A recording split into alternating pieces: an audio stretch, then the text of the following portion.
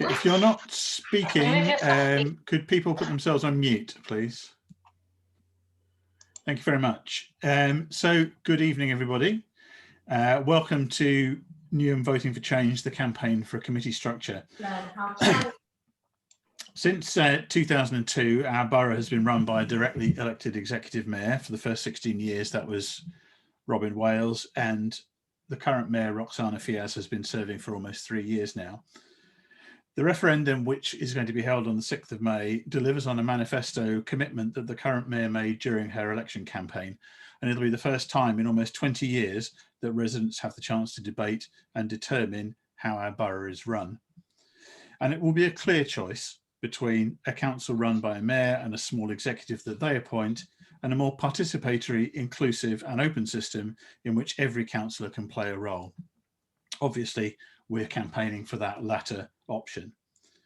And we've seen over the past 20 or so years the concentration of power and patronage in the hands of a single individual and their hand-picked executive team, and how that has led to groupthink, poor decision making and a toxic political culture.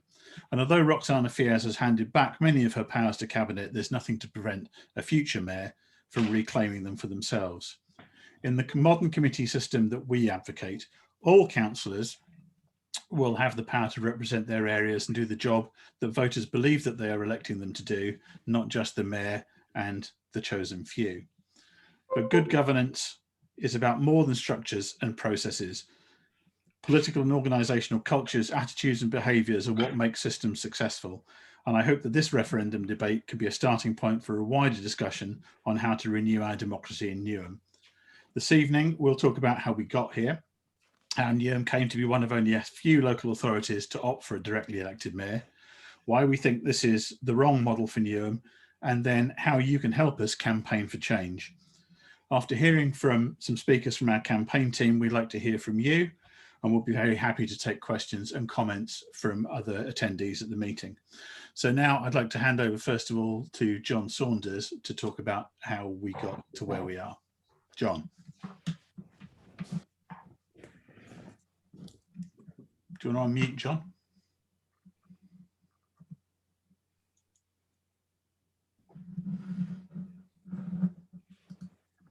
John's muted still.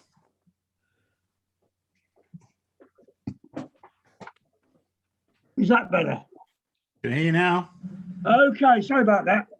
I did say thank you, Martin, for covering everything I've got on my bit of paper in front of me, but I'll repeat it in a slightly different form. I think that's the best thing to do.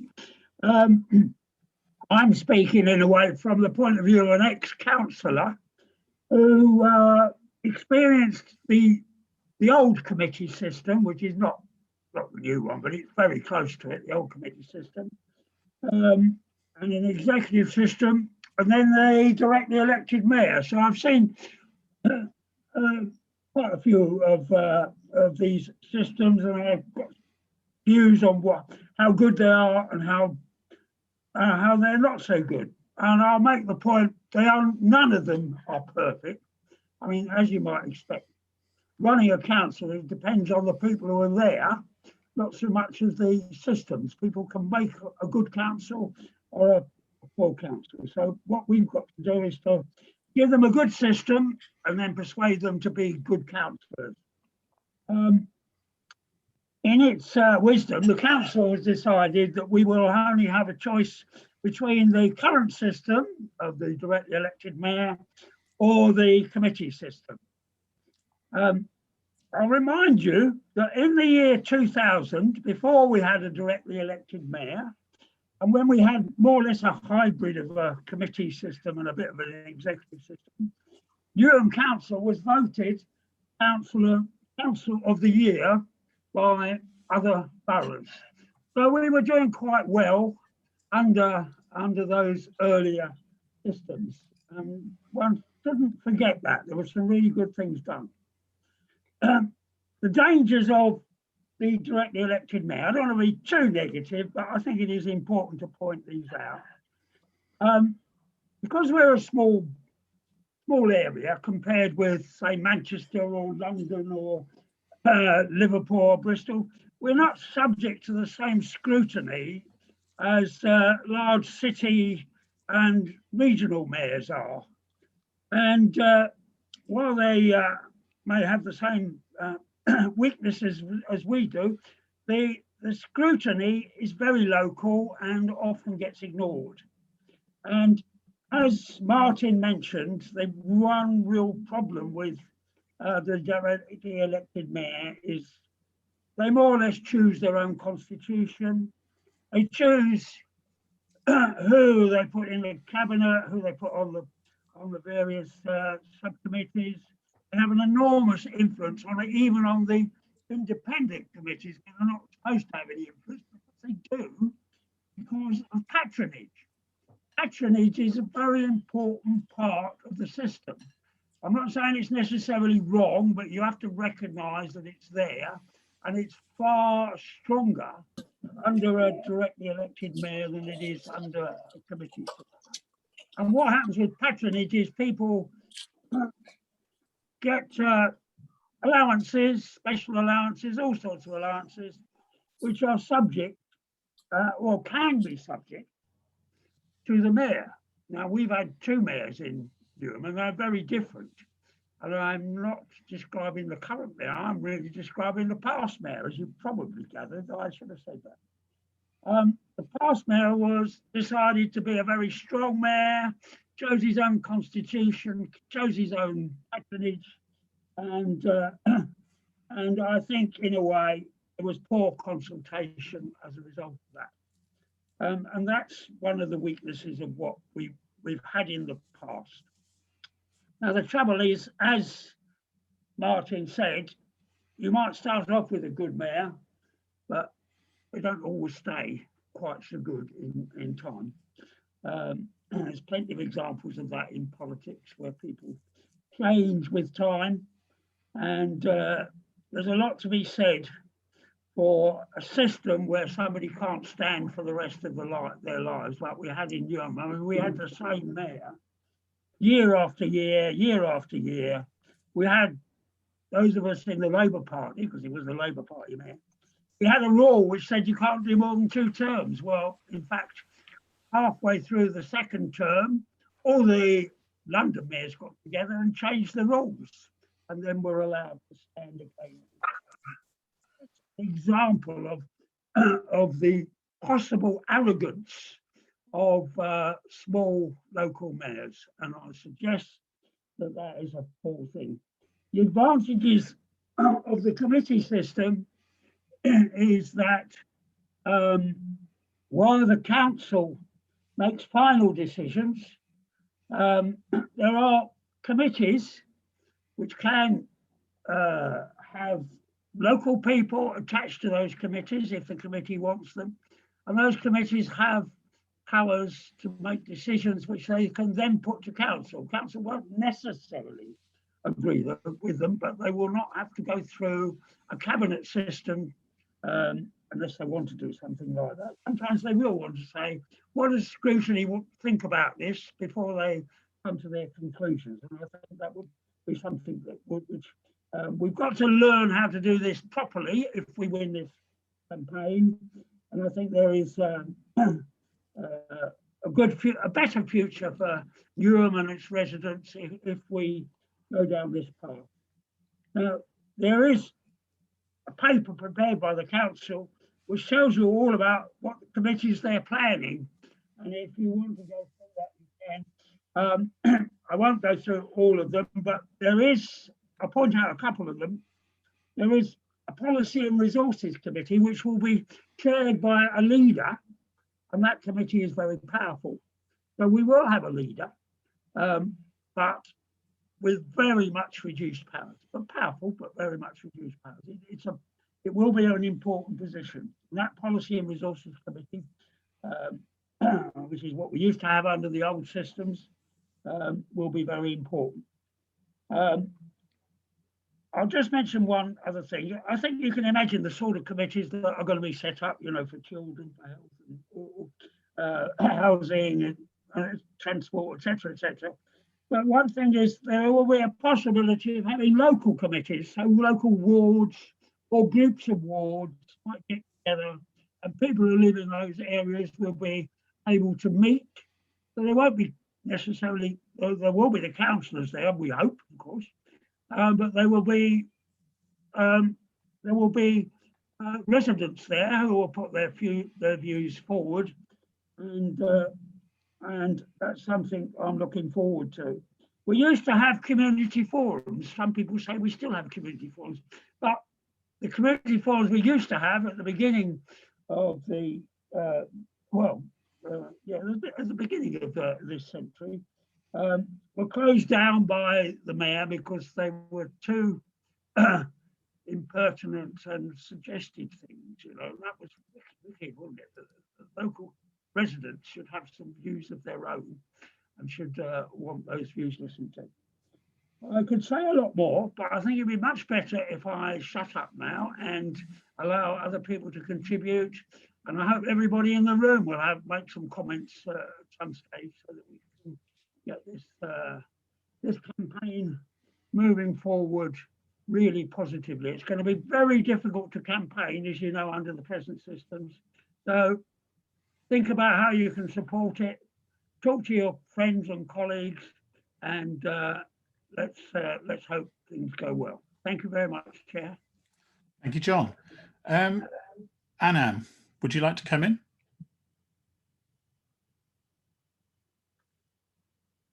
Are you there, Anam? Sorry, Martin, I had a very long day. I'm wired up, so if you bear with me, just had a very, very long day, but that's fine. First of all, I want to welcome everybody for turning up, and I wanted to thank John Saunders, a veteran comrade of West Ham COP, for his lovely speech on this matter. I know that comrade John has mentioned earlier on that no systems are perfect, but here we are facing a ballot on the 6th of May with executive mayor model as one of the options, and the other being the committee model. Sorry, my camera was off. Committee model. So now, when we go to the ballot box, we will have an option to say whether we want to keep the mayoral system or not. Quote me if I'm wrong, someone. And once we have voted for no, we don't want the mayoral system, we'll have a further option to choose what system we want to govern by. And I believe the system that will be governed by is committee model. I haven't seen the final ballot, but that's my understanding. So the question is, I mean, sorry, is someone want to come in? Okay, so the question is, how did we get here? I mean, John's given a brief introduction and a history, and he mentioned that now we have the committee model that's got to be on the ballot. But there was a long journey. I mean, going back to 2017, sometimes after I came into the council as through a by-election, I believe myself and John Whitworth put in a motion to the council to try and put on the agenda a debate to abolish the mayoral system and ideally replace it with the committee system. But that got nowhere until the new administration came into power in May 2018. And there was a manifesto pledge by the current mayor to offer a referendum, and discussion ensued where, again, myself, well, a few of us put different variation of a proposal in the council, well, in actually another place, to go forward to the council to have a discussion on allowing or discussion on the appropriate model. Now, that journey, without going into too much detail, led to various other discussions in another place and in the council chambers, where eventually, after a lot of hard work and a lot of persuasion, we managed to get the committee model onto the ballot.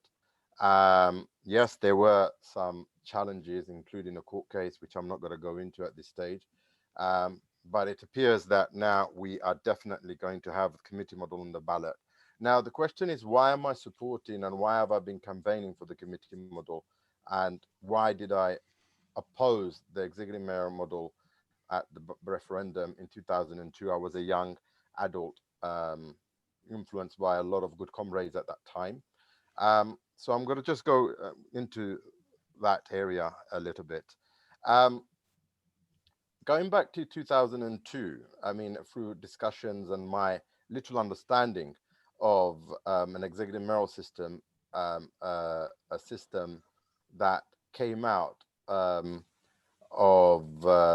well, it came about around in 2000, I believe, after Tony Blair came out with some changes to how local government is run, suggesting that a cabinet system or a cabinet model would be more appropriate and more efficient way of governing a council, given that historically and the inception of running a council, the committee model has been governing all the councils in this country since the beginning, and up until Tony Blair decided to make those changes.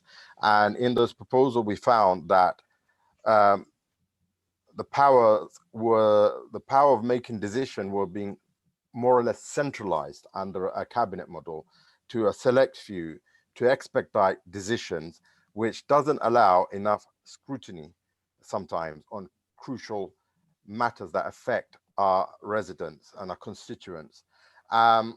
It also, something that John Saunders touched on, there was an element of concerns around patronages and how patronages can influence decision. I mean, that's something many don't like to talk about, and I perhaps will get into trouble somewhere and probably make a lot of lose a lot of friends elsewhere for making this statement. But there was this serious concern around patronages and how it impacts decision-making process within a council. So that was another factor that I personally took issue with at that time. One of the things I found that by bringing out a cabinet system, whether it was through an executive mayor model or strong leader and cabinet model, what I found that both those systems had some similarity in terms of a decision-making process, and that decision was a centralized decision-making process by a select handful of a few, and depending on who's in there and how honest and how whatever, and what style of leadership one provide, you can be facing a lot of problems when it comes to decision making. You'll find that backbench councillors will be demoralized, demotivated, because a lot of the time backbench councillors will find themselves not what's the word? There's a word for it, and I can't think of the word. When it comes, I will bring it up. They find that they after being demoralized, people don't engage in decision-making process. And then you might find that, and when it comes to the next term, they may not stand again. That's one of the other thing. And the other factor is us going back as backbench councillors to our residents. Sometimes we find ourselves being helpless because a decision has been made, and a lot of the time you'll find that that decision has been voted through in another place, and perhaps where you go into the council chambers, or you go back to your wards and you don't know what, you have to go abide by the collective decision, and you have no answers for your residents. The residents come and knock on your door, and you effectively feel very helpless. Now, in a committee model, what we found is more democratic. The powers are more, the decisions are, the power are more decentralized.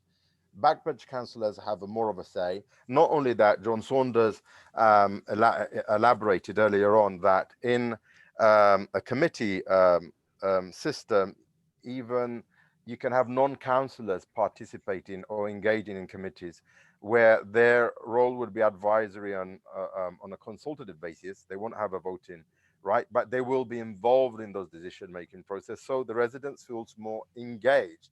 Not only that, in those committees, but you'll find in many of those committees, your ward councillors will be there.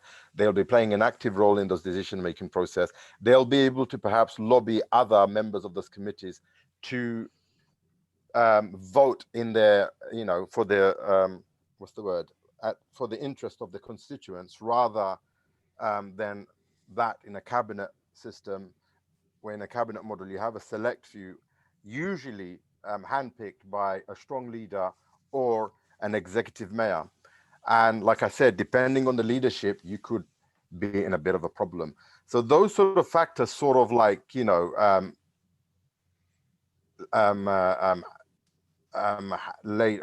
raised concerns for me, and I took issue with those concerns. And in summary, I felt that, you know, I cannot support a cabinet model. And now in an executive mayor model, the governance system is cabinet model. In a strong leader model, the governance system is a cabinet model. Again, the root of the problem I found was the cabinet model. I know some of my colleagues find that, yes, cabinet model is probably more easier, less work, and you can make decisions very easily. But when you make decisions easily, most of the time you'll find there's less scrutiny. And then after decisions made, we realize how much problems we come across. And we've probably come across some issues in some of our recent decisions, but I'm not going to go into details of that. But maybe in a committee model, we probably would have had more scrutiny and a better outcome. But we are where we are. I don't want to take too much time, Chair. That's fine. If you want to I can wrap up and answer any questions if needed. Okay, we'll take some questions at the end. John Whitworth, do you want to come in next? Right. Yeah, thank you, Chair. Yeah, I will. I think what I'll mention, I'll have a look at another aspect, but building on what my colleagues John Saunders and Anam have just said, have a look really at what the new council under the committee system might look like. This has been published, and I think most of you have seen it, but just have a look at perhaps some of the implications, because people, the electorate in Newham, when it comes to voting, they might be a little bit wary of change. We know people in general tend to be a little bit, well, even sometimes a bit conservative with a small c, because people are comfortable perhaps with things as they are. But I think it's worth looking at what will change with a committee system and what will remain the same. Now, I think what Anam and John have said, really, the importance really of the committee system, what it will change the decision making, which is key. Who makes policy, who takes the decisions, and the way the councillors work. But it's not going to turn everything upside down. I mean, the council structure with the directorates are all going to remain the same. You know, you're going to have your health and social care, children and young people, housing services. That is going to remain exactly the same. And the committees will be built onto these directorates and will be making the decisions of their policies. And we are, as has been said, we are going to have a leader, but with reduced powers. The leader will be like the face of the council, will have an important role chairing the Strategy and Resources Committee. As John said, Strategy and Resources Committee is looking particularly at the finances of the council and the general background functioning.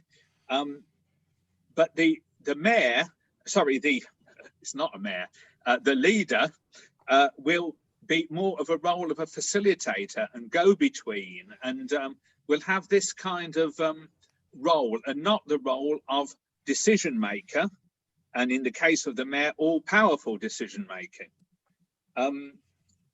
Also, we're going to have a mayor, and council also will not give up all its powers to the committees.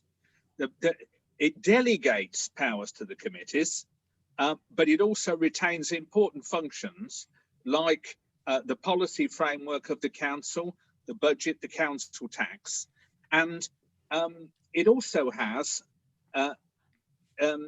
powers to step in to prevent anything going wrong. I mean, what we're not going to see a committee perhaps going rogue with some wild decisions, because if they make a decision which is outside the framework of the policy of the council, then the council has the right to take it in hand and vote on it. So, I mean, we're not going to have any weird things happening with any strange committee. The council will keep a control on what's going on. And also, if emergencies come up, we have got contingencies. The the Strategy and Resources Committee can deal with anything urgent. If there is, we hope there will not be any local emergencies, but if there is, the Strategy and Resources Committee can take that on. And also there is the possibility that we could introduce an urgency committee with some of the senior chairs. We haven't decided on this yet, but that's another possibility. So there are all sorts of contingencies to make sure that while the councillors are making the decisions, the council is not going to fall to pieces and go wild with some strange decisions. So I think I'm just trying to be reassuring, really, but the important thing, there is important change. It's a very important move, but the council will remain as it is, as a delivering body, as a structure, but the people deciding what the policies will be the councillors themselves, and not a single person through the cabinet as we have now. I'm happy to, if anybody wants to ask any questions about this, but I think I'll stop there. And thank you very much, Chair.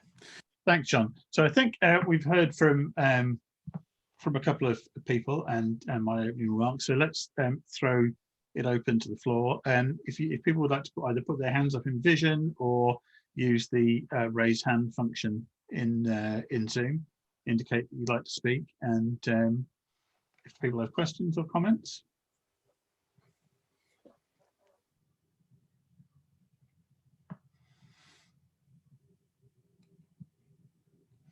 Daniel Blaney, you have your hand up. Yes, I've just got a couple of points. I think it's actually everything bundles in together, but different people will have different views about how best to enhance local democracy. And of course, the referendum is on a narrow point that doesn't cover maybe all the things that different people in this meeting and in Newham want to see change about our democratic framework. So, for example, there is nothing we can do locally about the electoral system, which different people might have views on.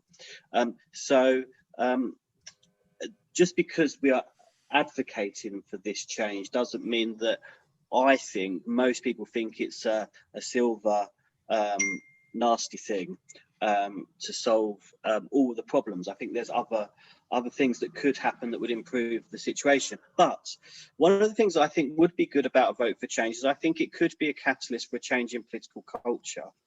And the main reason I dislike the mayoral model is that it does create a very presidential conversation.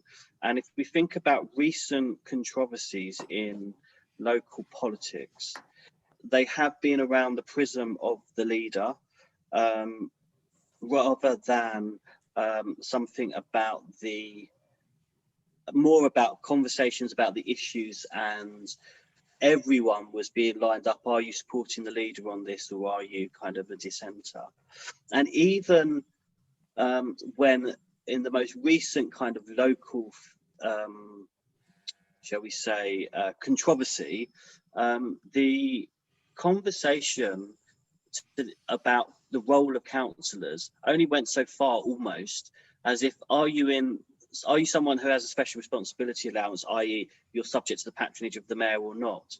So my hope is that with that change, we can actually move away from personality politics and talk much more about the serious political issues that Newham faces, notwithstanding the fact that there'll be all sorts of other things that we will want to do to make Newham a better place, including in relation to its democratic framework. Thank you. Thank you, Daniel. Jan, you had your hand up a moment ago. Thank you. Having been an ardent campaigner against the mayoral system back in the day, along with a lot of comrades I can see here, I'm assuming most of us here are wanting to go back to the committee system. So I'm just suggesting that, as it's going to be quite a complex argument to be put into the people of Newham, that they should be voting against a mayor for Newham while voting in favour of a mayor for London. But maybe we should spend this time thinking about how we're going to address that, unless there's people here with direct questions and points that they need clarifying about the difference. Okay. Yes, absolutely. I do think that is a challenge that we'll face. Ideally, we would not have been having the mayoral referendum on the same date as the Mayor of London election, and in fact, I think the plan was to have it this May because Sadiq's re-election campaign was last May. It's unfortunate coincidence of timing due to circumstances beyond any of our control, but it is a challenge that I think we're going to have to meet. Absolutely. Would anybody else like to come in on that point, or others? John Gray. Oh. Yeah, thank you, Martin. Yeah, no, I think Jan makes a perfectly valid point. It is going to be difficult, but as I think you mentioned in the beginning, the Sadiq Khan, the regional mayor of London, has is a very powerful position, but he has 33 stroppy local authorities, boroughs in London, with their own legal departments, with their own press and media departments, and they're perfectly capable of standing up for themselves in a small, dare I use jargon, unitary borough such as Newham. There is no effective opposition, and again, especially in a borough where there is no political opposition either. So it's an important point, and I think if we put the arguments over carefully and simply, I think people get it. And so to my mind, and there may be people again who aren't keen on the Greater London Assembly or a London mayor, but I get the arguments are very, very different. Yeah. Okay. Thank you. Danielle, you had your hand up a moment ago. Do you try and mute yourself? Yeah. Sorry, okay. Thank you. Yeah. Hi. So, yeah, I also think it's a shame that the election's on the same day, because I think it's incredibly important for the borough. But I also think what's really important as well is that everybody's got really busy lives, and not everybody's into politics. And in order for there to be a fair, informed vote, there needs to be some impartial information that goes out with the pros and cons, put very simply, because I have a feeling that not everybody's going to play nice because they don't at other times. Okay, thank you. I'm not sure we know at this point what the council is going to do in terms of distributing information to electors. I don't know if any of the councillors know that, but it would be helpful if the pros and cons were distributed, absolutely. But obviously we're going to be seeking to advance the argument in favour of the committee system. Anybody else? Iqbal Hussain, I think you had your hand up a moment ago. Do you want to come in? Thanks, Martin. Sorry, I think I put that in an accident, but I think I will say a question anyway. John Whitworth mentioned about a leader having many of the power or delegates the power. Could it be possible that the leader could take that power back and say, okay, I will still have a strong leader model? Could that be a possibility? That was my question. Do you want to respond to that, John Whitworth? Yes, Chair. I will. Yes, yes, Iqbal. No, it's very clear that if the committee model wins the referendum, there'll be no possibility of the leader gathering up strong powers again. There is no contingency actually for the. I mean, the councillors will have the right to slightly amend the model that's put forward, in the council's distribution of information. That is what we expect to be broadly the model. But the new councillors, when they're elected in 2022, will have the right to amend this to a point, to adapt it. But they will not, I'm sure, give the leader any more powers than in the model. That is, the mayor as the spokesperson. The mayor will probably, though perhaps not inevitably, be the chair of the Strategy and Resources Committee, and the mayor will be the person who deals most with the senior council officers, and it'll be the mayor's job as well to make sure that the committees work well together, you know, oiling the machine. Leader, but there would definitely not be, pardon? You keep saying, you say mayor, it's the leader. Sorry, yeah, thanks for pointing that out. I'm so used to the mayor that I can't imagine being a leader, but this is what we are working for. Thank you. The leader will be is responsible for oiling the machine, making sure things work right, being the face of the council, but will not have the powers, the strong powers that the mayor had. Definitely not.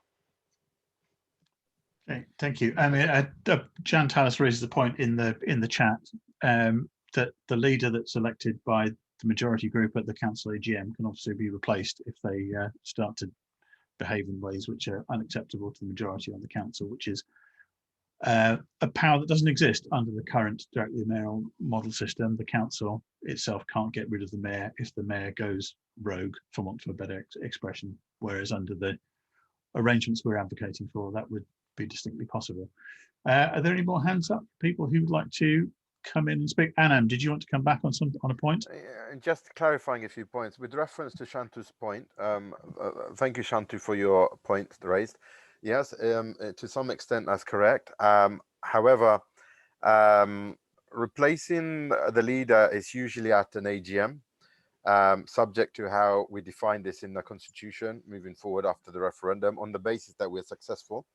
And if there is a vote of no confidence, it doesn't automatically mean that we've deselected the leader. It just means that if someone loses a vote of no confidence, if they're embarrassed about it, they can resign.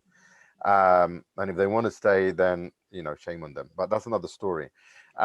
So there are some issues with that. I mean, moving back to can we, the point which John Whitworth quite eloquently responded with reference to, I think, Iqbal Hussein's question. Effectively, we can adapt the model through the council chambers by a majority vote, but that adaptation will not give back the executive stroke strong leader the power that a strong leader or an executive mayor will hold. Some may call that sort of adaptation is some form of hybrid to make life a little bit more easier in terms of getting business through. But I don't know what that will look like, because that discussion or debate has not taken place as of yet. And that's something we will explore on the basis we are successful after the May the 6th. We will be going to the council chambers to iron out the details. Okay, thank you. Anybody else got their hand up? Would like to contribute? Michael. Well, comrades, it's great to see so many people here, and it's been a good meeting, but we've got a big task ahead of us, because for lots of people in Newham, they won't really understand why we need to change the system. So we've got to make sure we can convince everyone. We've got big elections coming up for the GLA and for the London Mayor, as Jan's raised before. So we need to also make sure we're spending time to brief as many colleagues as we can about why the system needs to change. You know, John and both Johns have put it very eloquently, and Anam as well, about why we need to change the system, but we need to make sure we're getting that message across to everyone. So, for example, when comrades are doing their telephone canvassing, they're not just saying vote for Sadiq, vote for the GLA, vote for the Mish, vote for the Labour candidates in that election, but also make sure you vote to replace the executive mayoral system in Newham. We've got to make that part of the canvassing and campaigning. And we've also got to make sure that we're getting our case across in papers like the Newham Recorder. I know it's not read half as widely as it used to be, but we've still got to make sure we're making our case. It's very hard with COVID at the moment to use the old types of campaigning techniques. We've got to use the new ones, social media, everything else. We've got to build some real sense of momentum. Everybody on this Zoom call knows why the executive system isn't good. We know it creates patronage by its very nature, it must do. But we've got to do more than that. We can't just share this amongst ourselves. We've got to share it much more widely, colleagues. If we do, we can win. But if we don't, we're going to be stuck with this wretched system for another 20 years, and we can't have that. Okay, thanks. Neil Wilson. Neil? Sorry, can you hear me now? Can hear you now. Can I echo this on 3 levels of what's already been said? One, most people aren't like us spending time on Zoom calls discussing politics. And I think that's a very good example. I think we've had it said once, but we should remind ourselves regularly.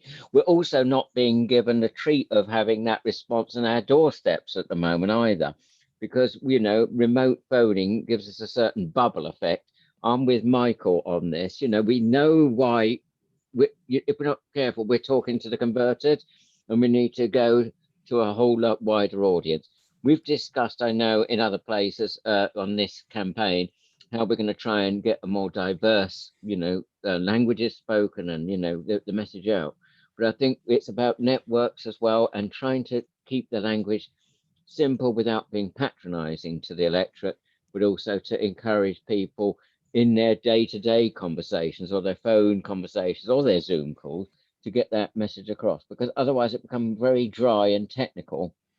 And to a certain extent, does anybody really know what the PNR, as we used to call it? But some of us are so geeky, we knew about policy and resource, and I've probably got some minutes upstairs I can sort of throw around, but I don't think that necessarily convinces people in May 2021 that it's a much better model than a cabinet or something. So I think we need to keep it fairly simple, and I just plead that we have it in that simple message is not based in some sort of like throwaway leaflet either, because I mean I think that's where we go wrong sometimes. Okay, thank you, Neil. Well, that sounds like a perfect cue to bring in Josephine to talk about the campaign. But I was lining up Josephine. You see what I'm saying? She knows what I was doing. And thanks for the birthday wishes, everybody. I'm giving up my birthday for this. Josephine. He's only 1 year older than me, by the way. Thanks for that, Anna. I mean, what does he want to borrow? Okay. Yeah. Sorry, Josephine. Happy birthday, Neil, and thank you so much for joining us on your birthday to talk about this very important question. I think, yeah, the most important point that's been made in today's meeting is what Michael Gavin said in the chat, which is most of the people in this meeting are here because we're interested in changing the governance system in Newham and want to take that forward. But the big question is, how do we do it? So I'll just mention a couple of things that Newham Voting for Change is trying to do. The first thing that we're trying to do is raise enough money to make a video that we'll be able to share on social media. And that will be a video coming from the voices of Newham residents talking about why we support the committee structure and why it's important for people to vote for change on May the 6th. And so if you can support us with a small, or even better, a large donation, that would be very helpful. And I'll put the details of our crowdfunder in the chat, or you can contact John Saunders, who's our treasurer, if you would like to contribute some money. So that's one thing. Another thing is, if you'd like to appear in our video and talk about why the committee structure is better, that would be fantastic. So do get in touch with us. Again, I'll put our contact details into the chat so that you can let us know if that would be something you'd be interested in doing. We've got Chester Yang, who's a brilliant filmmaker who used to live in Newham and supports the campaign, who is going to be helping us with making that. Another thing that we want to do is, obviously, as several people have mentioned, this is a COVID election. We're campaigning in the most unusual and difficult circumstances. And a lot of the things that we would normally do, like go door to door or leaflet or hold public meetings, are just not going to be possible. So one of the things that we wanted to do was set up a sort of word of mouth campaign where people commit to talking to their neighbours, their work colleagues, if they are Newham residents, to their family, telling them that there's a referendum on the 6th of May, because I think an awful lot of people, let alone not knowing about the issues around the referendum, simply don't know that a referendum is going to be held yet. And the first they may know of that may be when they walk into the polling booth on May. So we have to counter that as much as possible by getting the message out that there is going to be a referendum and we want people to vote for change. So we're going to try and produce some resources, and it'd be helpful to hear back from people what kind of resources you think would be useful. We've been trying on our website to make the argument for the committee structure in quite plain, understandable language, and we're trying also to kind of get that message out in some of the community languages of Newham as well. But that's a big issue, is reaching the residents of Newham and telling them there is going to be a referendum and these are the issues at stake. So the final part would be community organisations, trade unions, religious groups, and trying to get them to start debates, conversations, hold meetings where they tell their members that there's going to be a referendum and invite people along to talk about it. We're not yet aware of who is going to be running the mayoral campaign, but I'm sure there will be one at some point. But certainly if you're a member of a community group or a trade union where a lot of your members will be residents in Newham, or a religious group that might want to meet and have a discussion about this, all of us involved in Newham Voting for Change would be very happy to speak at that meeting, or to kind of give briefing notes if you would prefer to kind of raise that debate in whatever group you're a member of. So that's another thing that that we can do. But it would be useful to hear back as well from anyone in this meeting who's got other ideas that we may not have considered. If we raise enough money for our video and we manage to go beyond that target, we'll also be trying to fund bus shelter posters across Newham, which we think is quite a good way of getting the message out, since we can't go door to door and we can't talk to people face to face as much. And potentially nearer the date of the election, we will be able to leaflet, or at least we will be able to leaflet, or at least leaflet at stations and try and get the message out in that way. But obviously that will depend on how the next few weeks go with the pandemic. But it'd be really great to hear from anyone who's got further ideas. And I'll put some of the links I've mentioned into the chat as well. And it'd be good if you could sign up for updates, follow us on social media if you do that. And again, if you can donate to our crowdfunder, that would be brilliant. Thank you.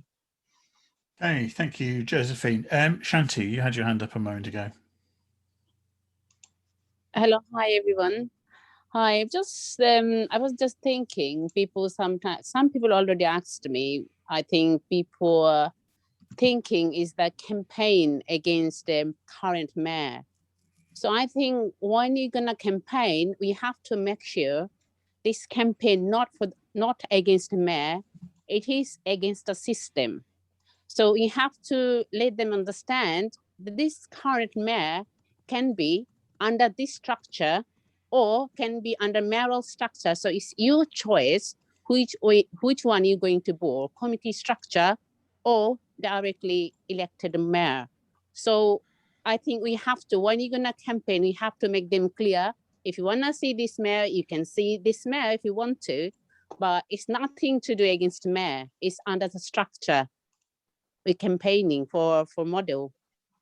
Yeah, no, I think that's absolutely right. And Phoenix made the same point just a moment or two ago in the chat.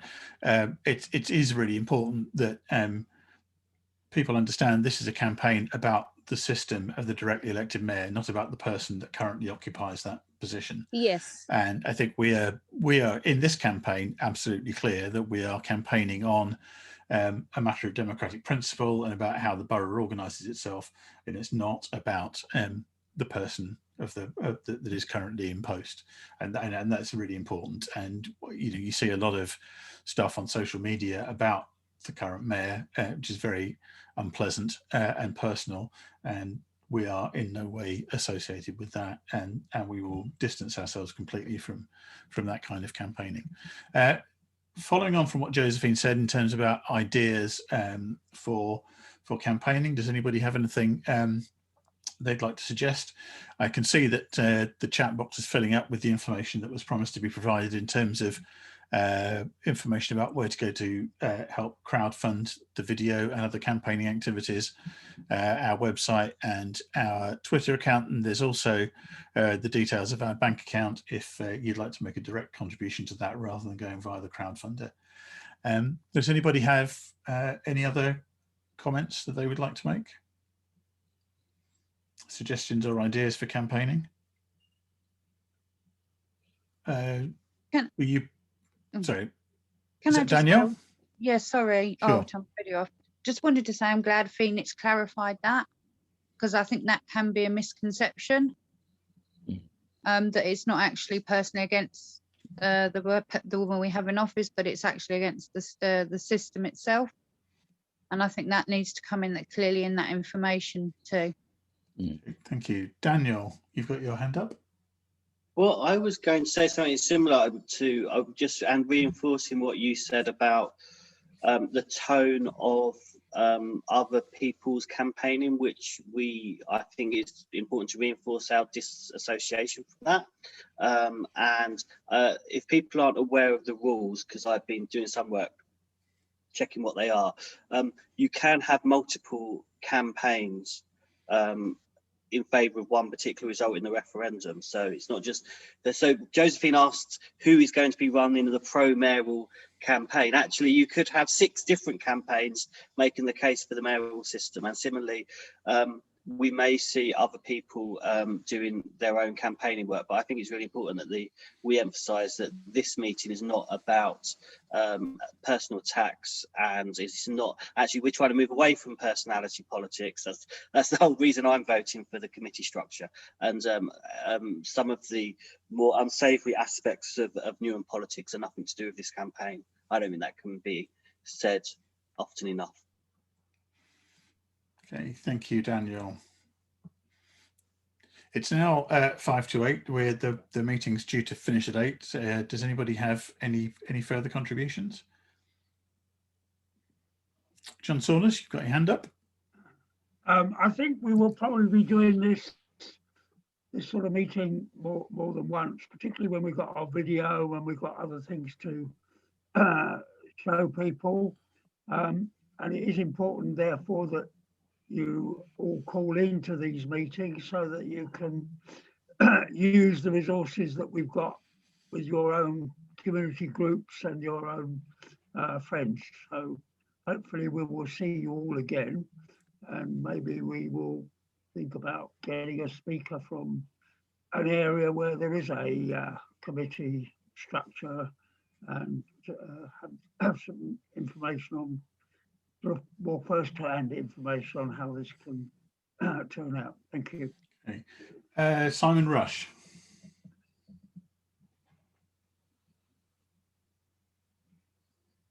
Right, sorry, Martin, I couldn't find the mute button. I think before we leave as well, I think most of us on here probably have social media accounts of various forms as well. I think perhaps a good idea as a temporary measure where we all have set things on their Twitter feed or Facebook feed, don't we, with photos or wordings or whatever. Why don't all of us put on our social media feeds some of the committee system stuff that's already gone there on their feed, so every time somebody looks at every individual's social media site, up it pops straight away. It might help sort of ingrain the idea into people's heads, especially on the local level. You with me? Yeah, okay, thank you. Anam, you were waving a moment ago.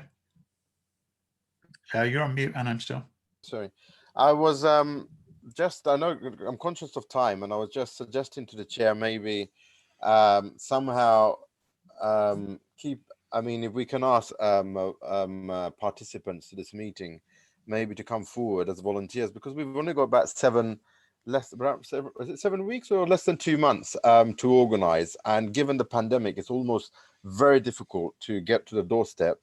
And I know we are working on our literatures, we're working on video, and we'll be using the social media platforms, etc. But we would like to invite more volunteers to come forward, and maybe we might want to advise them of any future organizing meetings that we welcome participants to. Yeah. Could I leave that with you, Martin? Yeah, absolutely. So just on that point, if anyone would like to get in touch and volunteer to take a bigger part in the campaign, then our email address is in the chat. Josephine posted that at 7:51. It's newhamvotingforchange@gmail.com. So if anyone would like to put themselves forward, very happy to bring people into the organising group. So it's just before 8 o'clock. I think we've had a great meeting. There's been a lot of interesting conversation, contributions from our campaign team, and also comments from other attendees at the meeting. Thank you all very much for coming. Reiterate the points raised about using your own social media to spread the message, linking to our social media accounts, but also having the really important thing, as far as you're able to in these difficult times, is having conversations with your own friends, family, networks of people, trade union groups, church groups, whatever they may be within Newham, and get the word out, not only that the referendum is happening, but also that it's important to vote for change, because we can have a better Newham going forwards. Thank you very much, everyone, for coming, and I look forward to seeing you again in the not too distant future. Thank you.